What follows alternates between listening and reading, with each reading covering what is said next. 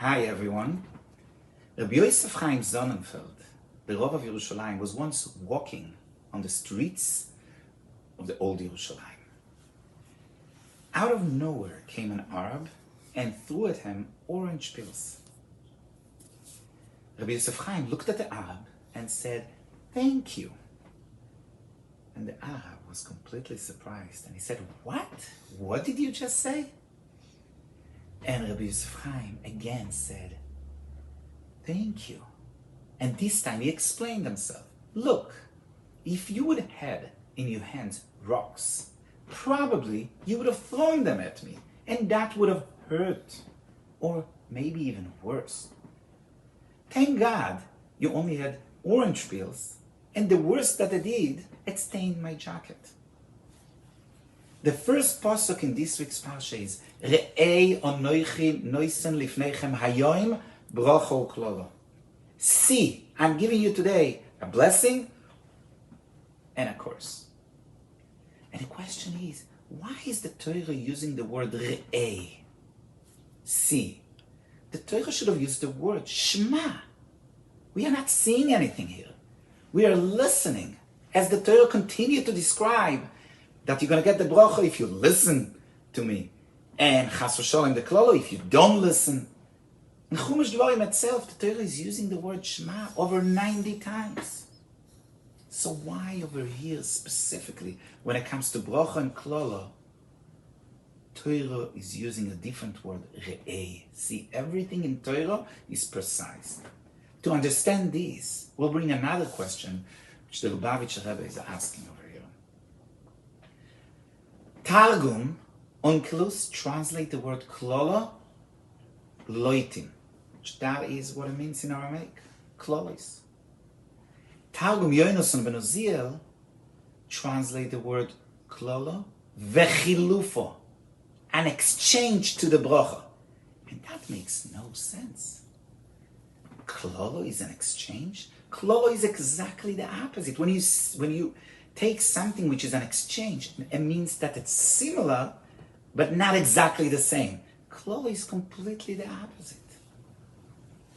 And the answer to that is, Ein ra yored milamala. Nothing bad comes from above. HaKadosh Baruch Hu is really giving us only brachos.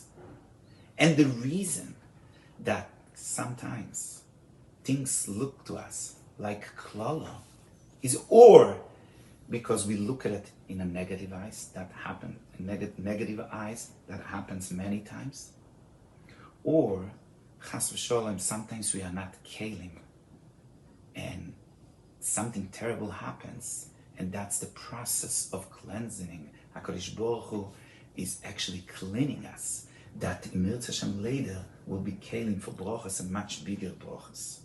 So everything that comes from HaKadosh Baruch Hu is really brachas. As David HaMelech says in Tehillim, Oitcho Hashem ki onafto bi. Thank you for the bad things you did to me, which we'll be able to say that when Mashiach will come, in Mirz Hashem very soon.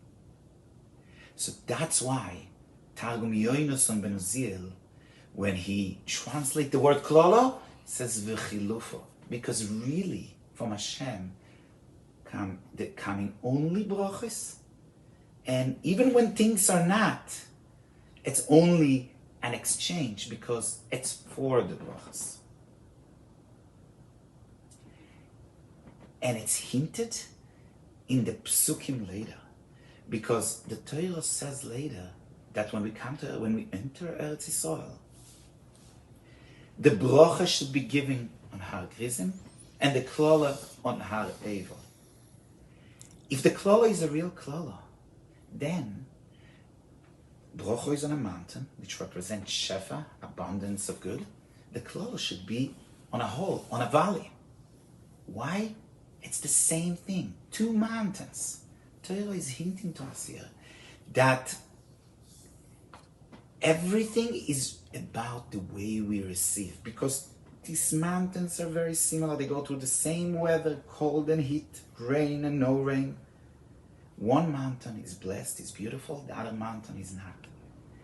Because when you are positive, when you keep the mitzvahs of Hashem, then you're keli to see the brachas. But when you're not, then you're like Har Evel. Although you have all the abilities to get all the goodness, but you're not. Because you're negative. And the truth is that all of this starts with Ben Adam Lechaveroi.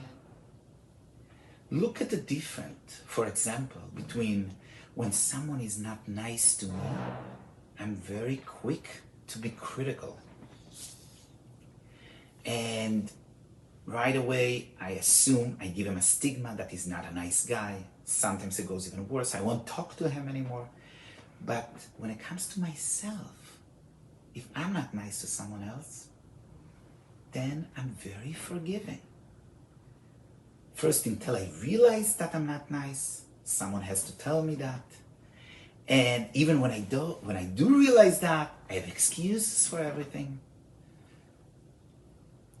That has to change. As the Tzemach Tzedek says in Derech Mitzvah Sechel, that the mitzvah of V'ahavta l'reacha kamocha mainly is the same way you want people to judge yourself.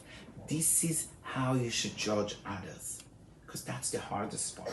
It's much easier to love someone when everything is good. But when you want to be very critical about someone else, then to be able to judge them the way you want to be judged, that is the real mitzvah. And the idea of re'eh, now we could understand why the Torah precisely using the word re'eh. Why? Because Chassidus explains that the difference between shmiya and re'iyah, seeing and hearing, is shmiya is subjective. You hear someone that it's already involved with his emotions. You can't get the real picture. But when you see something, it's pure, it's objective. And the Torah, when the Torah tells you, the Torah doesn't just give you a fact that you have a Bracha and a Klalah. Torah gives you instructions. How you will be able to see the Bracha. How you will be able to be a Keli to see the Brachas if you are objective. Don't involve your emotions right away. That is the problem when we involve our emotions immediately. You could involve them later.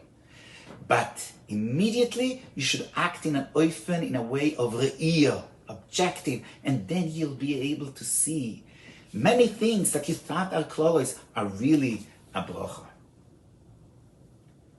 The Divrei Chaim of Tzanz lost his son Erev Shabbos. He buried him right Erev Shabbos. When Shabbos came in, you were not able to see. People were not able to see what happened to him. He completely transformed to a Shabbos mode. Someone came to him and said, how can you? How are you able? The worst thing that could happen to a father is to lose a son. How are you able to transform completely? And he said, look, if you would sit somewhere and someone would come and give you a strong clap on your back, you would get really angry and you would think to turn around and hit the guy. But then you look back and you see that it's your friend that didn't see you for so many years and he was so excited and he didn't know how to let his emotions. What would you do? You would for sure hug him and be very happy to see him. It says the same thing over here. HaKadosh Baruch Hu gave me a clap that nobody should get. But Shabbos came in and I was able to turn back and see that it's from HaKadosh Baruch Hu. And HaKadosh Baruch Hu loves us. And He wants the good of us. And we don't understand. But when we know that it comes from HaKadosh Baruch Hu, then I'm able to transform. So let's remember that it's not that we have to be kelim to receive brachas. We have to be vessels to be able to see the brachas. It's much easier. It's not an easy job, but it's much easier than getting brachas. It's much easier to actually be able to recognize the brachas that Hashem is already giving us, to focus on the positivity, between us and people, and that will bring us to be able to see the brachas that Hashem is giving us. Kol tov.